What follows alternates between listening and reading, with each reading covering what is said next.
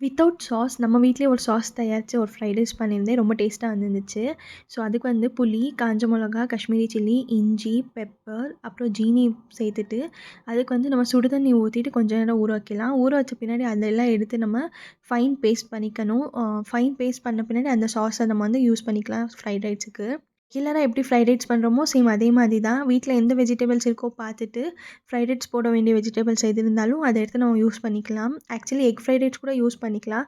எங்க வீட்ல வந்து இன்னைக்கு வந்து கேபேஜ், கேரட் அதுக்கப்புறம் மஷ்ரூம் மட்டும் தான் இருந்துச்சு. ஸோ, அத வச்சு நான் வந்து இன்னைக்கு ஃப்ரைட் ரைஸ் பண்ணேன். இன்னைக்கு தேர்ஸ்டேன்றதுனால நாங்க நான்வெஜ் சாப்பிட மாட்டோம். இல்லன்னா கண்டிப்பா எக் ஃப்ரைட் ரைஸ் தான் ட்ரை பண்ணியிருந்திருப்பேன். ஒரு கடாயில எண்ணெய், அ வெங்காயம், கருவேப்பிலை போட்டு நல்லா ஃப்ரை ஆன பின்னாடி, நம்ம சாப் பண்ணி வச்சிருக்க வெஜிடபிள்ஸ் போட்டுக்கலாம். அதுவுமே நல்லா குக் ஆன பின்னாடி, நம்ம அரைச்சு வச்சிருக்க சாஸ் போட்டு நல்லா மிக்ஸ் பண்ணிட்டு, சுட சுட சாதத்தோட நம்ம மிக்ஸ் பண்ணி எடுத்தா ஈஸியான ஃப்ரைட் ரைஸ் ரெடி ஆயிரும். இதில வந்து நம்ம வீட்லயே பண்ண சாஸ் போட்டிருக்கிறதுனால எந்த சைட் எஃபெக்ட்ஸும் கிடையாது. ஸோ யம்மியா இருக்கும். கண்டிப்பா ட்ரை பண்ணிட்டு எனக்கு கமெண்ட்ல சொல்லுங்க. பாப்பாவுக்கு வந்து ஸ்நாக்ஸ் பாக்ஸ் தான் இருக்கும் எப்பயுமே. ஸோ ஸ்நாக்ஸுக்கு வந்து இன்னைக்கு குக்கும்பர், கேரட் அதுக்கப்புறம் கொஞ்சம் நட்ஸ் போட்டு வச்சிருந்தேன்.